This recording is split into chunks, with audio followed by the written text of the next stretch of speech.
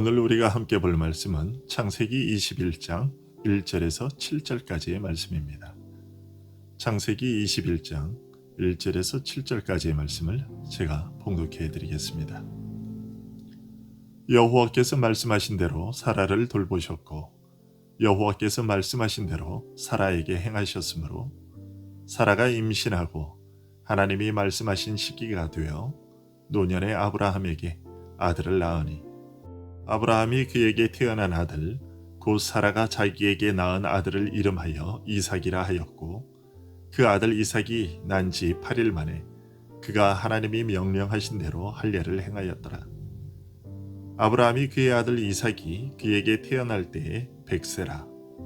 사라가 이르되 하나님이 나를 웃게 하시니 듣는 자가 다 나와 함께 웃으리로다. 또 이르되 사라가 자식들을 젖먹이겠다고 누가 아브라함에게 말하였으리요마는 아브라함의 노경에 내가 아들을 낳았도다 하니라. 아멘. 오늘 본문은 하나님께서 아브라함과 사라에게 약속하신 대로 그들에게 아들 이삭을 주신 내용입니다.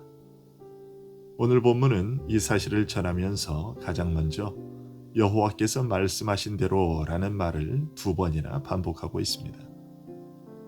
이것은 시편 127편 3절에 보라 자식들은 여호와의 기업이요 태의 열매는 그의 상급이로다 라는 말씀을 증명합니다. 즉 모든 자손들은 하나님의 은총에서 유래되는 것이라는 말입니다. 동물이나 사람이나 태의 자손들이 자연적으로 출산되는 것처럼 보여도 사실은 하나님께서 생육하고 번성하라 하신 말씀을 이루시려고 자신의 권능을 발휘하시기에 이루어지는 일입니다. 하지만 이러한 하나님의 혜택은 특별히 인류를 번성하게 하는 가운데 더 역력히 드러납니다. 하지만 모세는 여기서 더 차원 높은 것의 것을 말하고 있는데요. 이것은 이삭이 일반적으로 상식화된 자연의 과정을 탈피한 특이한 방법으로 출생했기 때문입니다. 모세는 여기서 자연의 법칙보다 훨씬 월등하신 하나님의 은밀하고 비상한 권능을 칭찬하고 있습니다. 그리고 이삭의 출생과 동일한 방식으로 교회가 탄생하고 성장한다는 것을 보여주고 있습니다. 즉, 하나님의 아들들인 교회는 하나님의 특별한 은혜로 이루어지고 성장한다는 것이죠. 이런 사실을 보여주기 위해 하나님은 아브라함을 오랜 세월 동안 인간이 할 수 없는 나이가 될 때까지 아브라함을 아버지가 되지 못하게 하셨던 것이죠. 그리고 여호와께서 말씀하신 대로라는 말을 보면서 우리가 생각해야 할 것은 이삭은 약속의 은혜로 태어난 자라는 사실입니다. 언약의 자손이라는 것입니다. 마찬가지로 교회와 그에 속한 자들인 우리 역시도 약속의 자녀입니다. 로마서 9장 7절에서 8절까지의 말씀에서 바울 사도는 이렇게 설명하고 있습니다. 또한 아브라함의 시기가 다 그의 자녀가 아니라 오직 이삭으로부터 난 자라야 내 씨라 불리리라 하셨으니 곧 육신의 자녀가 하나님의 자녀가 아니요 오직 약속의 자녀가 씨로 여기심을 받느니라. 이 말씀이 말하는 바대로 하나님의 자녀는 아브라함의 육체적 혈통에 따른 자손이 아니라 하나님의 약속에 따른 자들이 하나님의 자녀가 됩니다. 그러면 하나님의 약속이란 어떤 약속을 말하는 것일까요? 요한복음 1장 12절과 13절에서 사도 요한은 이렇게 설명하고 있습니다. 영접하는 자, 곧 그 이름을 믿는 자들에게는 하나님의 자녀가 되는 권세를 주셨으니 이는 혈통으로나 육정으로나 사람의 뜻으로 나지 아니하고 오직 하나님께로부터 난 자들이니라. 그렇습니다. 육체가 어떤 혈통이든지 간에 예수를 그리스도로 믿고 고백하는 자라면 누구든지 그 사람은 하나님께로부터 난 자, 즉 하나님의 약속의 말씀을 따른 자로서 하나님의 자녀가 됩니다. 교회는 바로 이런 자들이 모인 곳입니다. 하나님께서 이삭을 낳게 하신 것과 같이 사람의 능력이나 자연의 법칙이 아닌 오직 그분의 특별한 은총과 능력으로만 나아진 자들이 모인 곳, 그곳이 바로 교회인 것이죠. 하나님은 이삭의 출생을 통해 바로 이런 사실까지 알려주고 계신 겁니다. 그리고 1절에 말씀하신 대로라는 이 구절을 통해 우리가 깨닫게 되는 또 하나의 사실이 있는데요. 그것은 하나님의 신실하심입니다.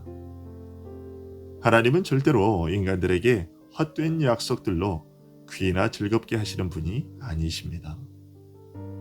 약속하실 때에 관대하시고 약속하신 그대로를 그의 백성들에게 이행하시는 분이시죠. 하나님은 자신이 우리의 신뢰를 받기에 충분하신 이이심을 이렇게 드러내고 우리는 그분에 대한 믿음을 거두지 않게 되는 것입니다.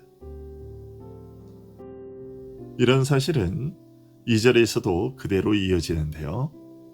2절에서 모세는 하나님이 말씀하신 시기가 되어 노년에 라고 말씀하면서 1절에 이어 계속해서 하나님의 말씀을 세 번째로 반복하고 있습니다. 사람의 늙음, 즉 인간의 한계는 하나님의 약속, 그분의 말씀을 이루시는 데에 아무런 방해거리나 문제거리가 되지 않습니다. 하나님은 그 모든 한계를 뛰어넘어 그의 말씀하신 바를 이루십니다.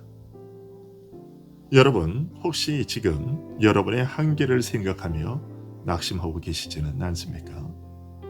그렇다면 하나님이 말씀하신 시기가 되어 노년에라는 오늘 이 말씀을 기억하시기 바랍니다.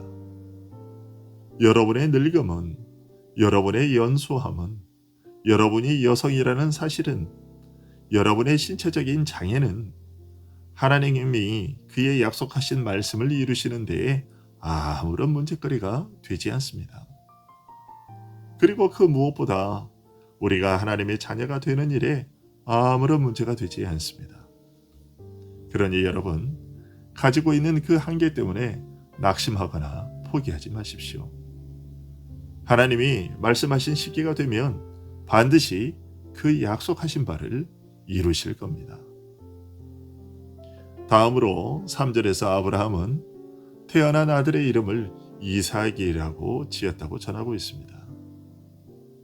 우리는 이 사실을 대수롭지 않게 넘길 수 있지만 사실 이 사실에서도 우리는 귀한 교훈을 얻게 됩니다. 아브라함이 자신의 아들에게 이삭이라는 이름을 붙인 것은 창세기 17장 19절에서 천사들이 그렇게 이름 붙이라고 알려주었기 때문이었습니다. 따라서 3절의 이 기록은 아브라함이 하나님의 말씀에 순종했다는 것을 의미하는데요. 그가 하나님이 하신 말씀을 정말로 하나님의 말씀으로 받아들였다는 것을 의미합니다. 여러분, 순종에는 바로 이런 의미가 포함되어 있습니다. 지금 내 귀에 들려진 말씀을 하나님의 말씀으로 받아들이고 있다는 표현이 순종이고요.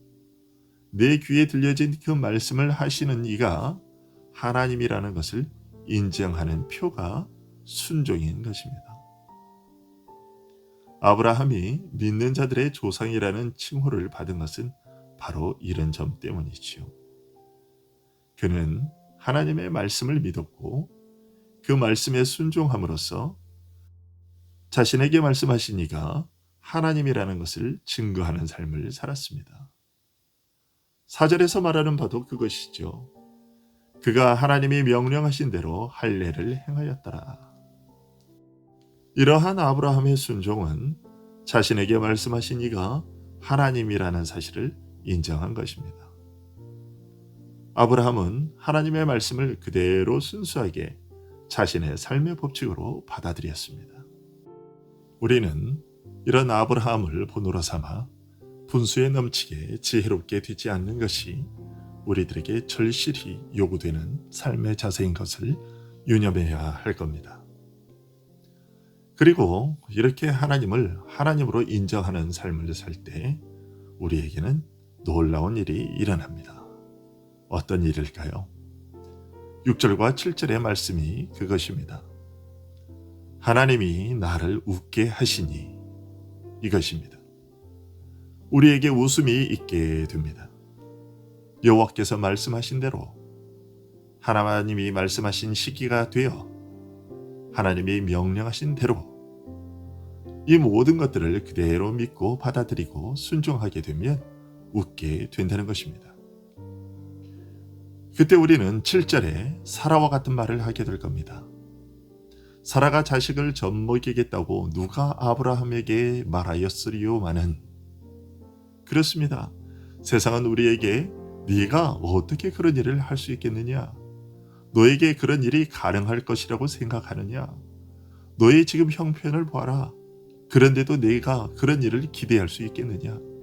너에게 절대로 그런 일은 일어날 수 없다고 말합니다. 그러나 아브라함의 노경에 내가 아들을 낳았도다 라고 합니다. 그렇습니다.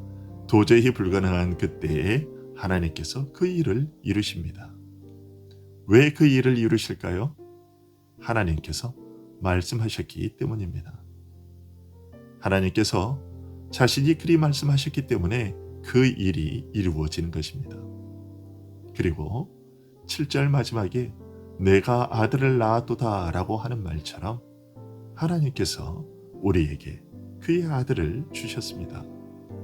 말씀하신 대로 아들 예수 그리스도를 내어주셨고 그로 말미암아 우리가 웃게 된 것입니다. 사람들이 전혀 기대할 수 없는 그 순간에 우리는 웃음을 얻게 됩니다. 여러분, 오늘 이 말씀을 잘 기억하기 바랍니다. 우리들의 늙음은 아무런 문제가 되지 않습니다. 우리들의 한계는 하나님께서 자신이 언약하신 바를 이루는 데에 아무런 문제거리가 되지 않습니다. 여러분의 한계 때문에 낙심하지 말고 세상이 불가능할 것이라고 이야기하든지 무엇라 하든지 간에 그것에 전혀 주눅들거나 낙심할 이유가 없습니다. 하나님께서 약속하신 바를 이루실 것이기 때문입니다. 오늘도 이 말씀을 붙들고 승리하는 하루가 되기를 소원합니다. 기도하겠습니다.